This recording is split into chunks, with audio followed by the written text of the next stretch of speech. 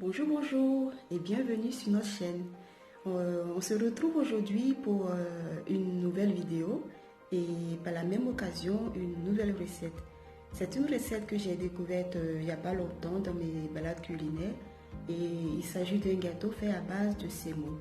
Oui, on a l'occasion de voir des pâtisseries faites à base de farine de blé et autres et là je me suis dit c'est l'occasion rêvée. On est toujours en période de confinement et avec les enfants, le goûter, c'est tout le temps. Alors, je me suis dit, pourquoi ne pas la tester avec vous.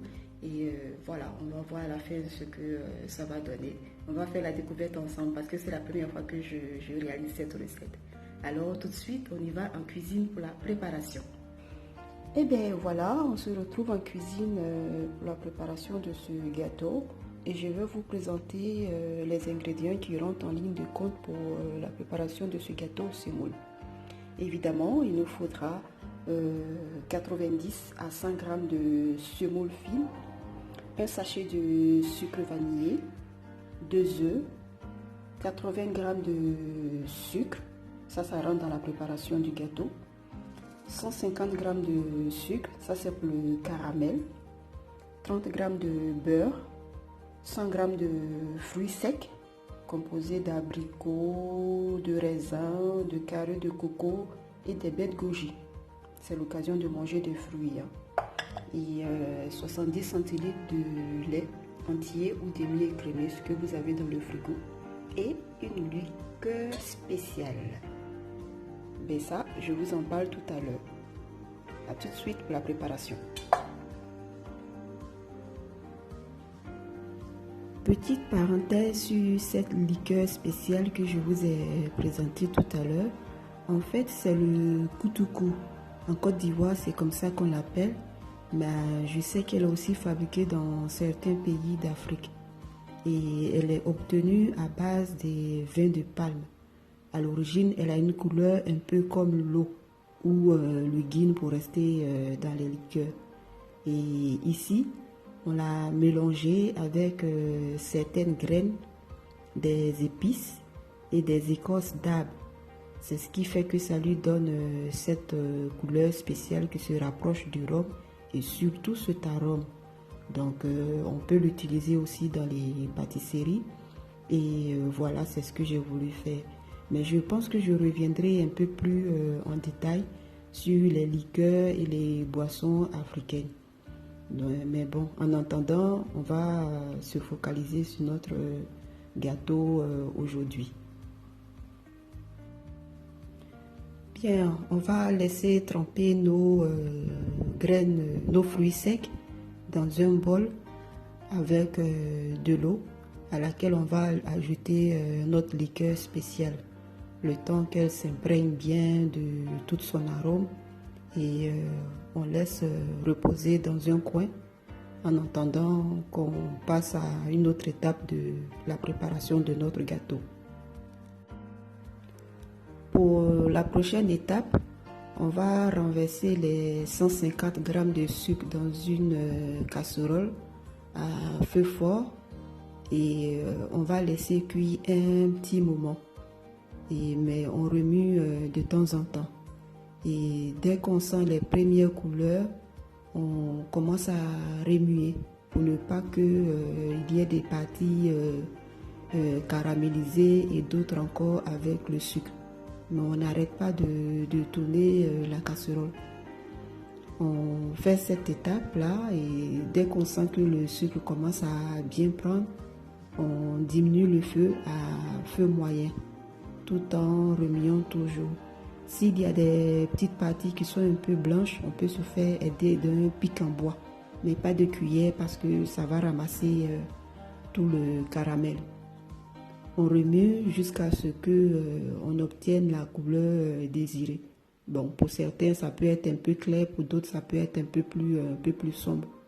Moi, j'ai voulu avoir une couleur un peu plus sombre. Voilà. C'est le caramel que j'ai voulu avoir pour ma préparation. Ensuite, on le renverse dans notre moule qui va aller au four et on le repartit bien dans le fond Il faudrait que le caramel prenne bien toute la surface du fond de notre plat. Voilà, on remue bien jusqu'à ce que tout le caramel soit bien imprégné de notre moule. Après cela, on laisse reposer le caramel dans un coin de la cuisine et on va passer à la prochaine étape.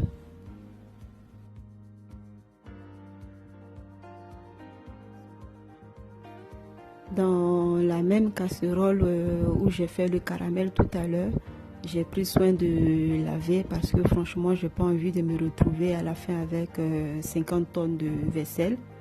On va venir renverser le lait et puis porter à ébullition. Mais on va le faire à feu moyen. Et j'ai oublié de vous parler de la cannelle. C'est une épice, un arôme que j'aime bien dans toutes mes pâtisseries, alors j'utilise. C'est facultatif. Vous pouvez remplacer par l'épice que vous voulez, mais moi j'aime bien la cannelle, alors j'utilise.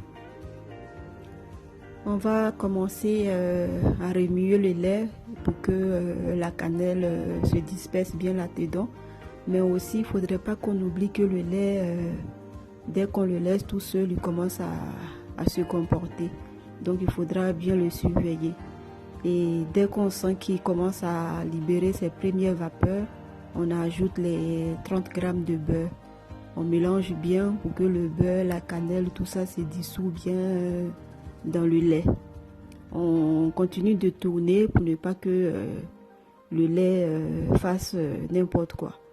On remue bien jusqu'à ce que le beurre soit bien dissous. Quand le beurre et la cannelle ont bien pris dans le lait, on va venir renverser notre semoule en pluie. En pluie, c'est comme ce que je suis en train de faire sur l'image, tout en tournant en rond. On tourbillonne pour ne pas qu'il y ait de grumeaux dans notre bouillie. On mélange bien et dès qu'on sent les premiers volcans s'échapper de notre bouillie, on retire la casserole du feu. Et on en profite aussi pour voir s'il y a quelques boules, on les écrase au passage. On vient ajouter le sucre tout de suite et le sucre vanillé et qu'on continue de tourner en rond pour que le sucre prenne bien. À cette étape, vous pouvez goûter. Si vous sentez que le sucre ne vous convient pas, vous pouvez ajouter juste un peu. Mais sans oublier de penser à la santé. Tout excès nuit. Après un petit temps de repos de notre bouillie, on va venir ajouter les œufs un à un et qu'on continue de tourner toujours en rond pour pouvoir bien faire le mélange. Il faudrait que la bouillie soit un peu tiède, pas trop chaude parce qu'on n'a pas envie d'avoir des omelettes. Et on ajoute le deuxième œuf et on recommence l'opération. On tourne jusqu'à ce que l'œuf se mélange bien à la bouillie. Pendant ce temps, nos fruits ont eu le temps de bien s'imprégner de l'arôme de notre liqueur. On va les égoutter et les mélanger maintenant à notre bouillie. On mélange, on tourne bien pour que chaque fruit soit enrobé de notre bouillie et on mélange encore très bien parce qu'on ne veut pas avoir une partie avec des fruits et d'autres pas. Donc on mélange très bien. Notre caramel a eu le temps de bien se reposer. On va venir renverser notre bouillie de semoule là-dessus. En passant, vous pouvez laisser un petit pouce bleu si jusque-là la recette vous plaît. Et on va prendre le soin de bien nettoyer notre casserole parce qu'on ne veut pas avoir des restes quelque part. On a besoin de toute notre semoule dans le plat. Voilà. On retire bien toute la bouillie de la casserole.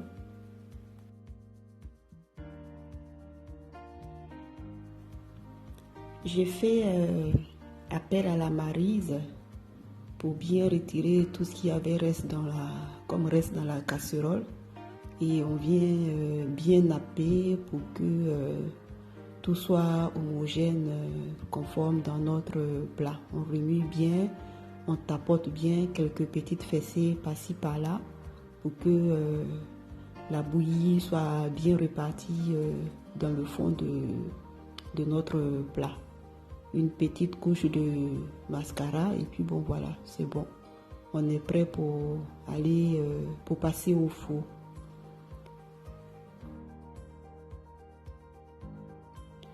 Notre four étant déjà préchauffé à 190, on va laisser déposer notre plat dans un bain-marie pour 30 à 40 minutes.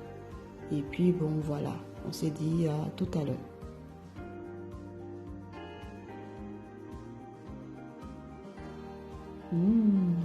À la sortie du four, je vous dis pas.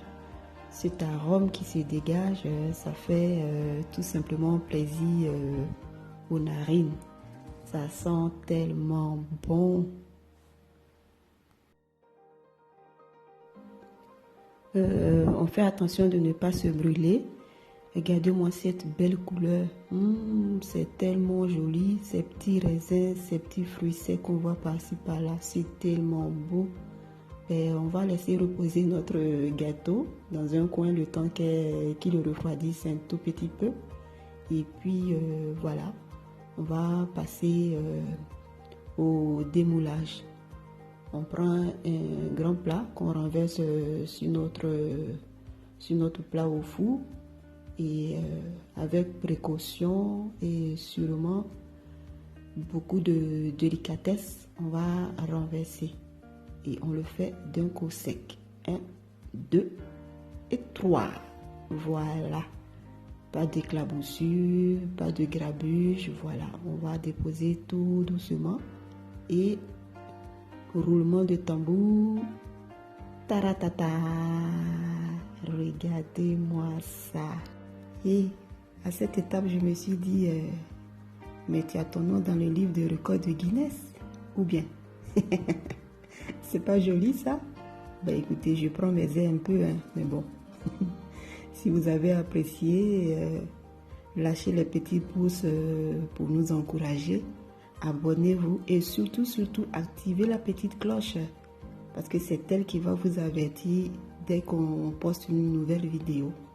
Et puis bon là, il y avait les goûteurs qui me pressaient, donc il fallait que je fasse la découpe pour qu'ils puissent déguster ce joli gâteau.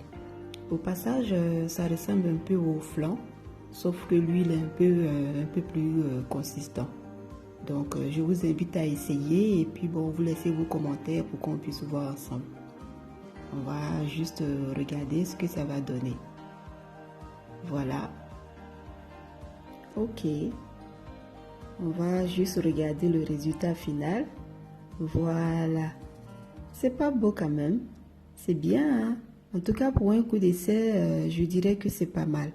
Ce joli caramel, cette belle couleur, et puis les arômes qui se mélangent, la cannelle, la liqueur. C'est bien essayé quand même. Si vous n'aimez pas la liqueur, vous pouvez zapper cette étape. Ok, nous on va déguster et puis bon voilà. Je vous remercie de nous avoir suivis. J'espère qu'on se retrouvera la prochaine fois.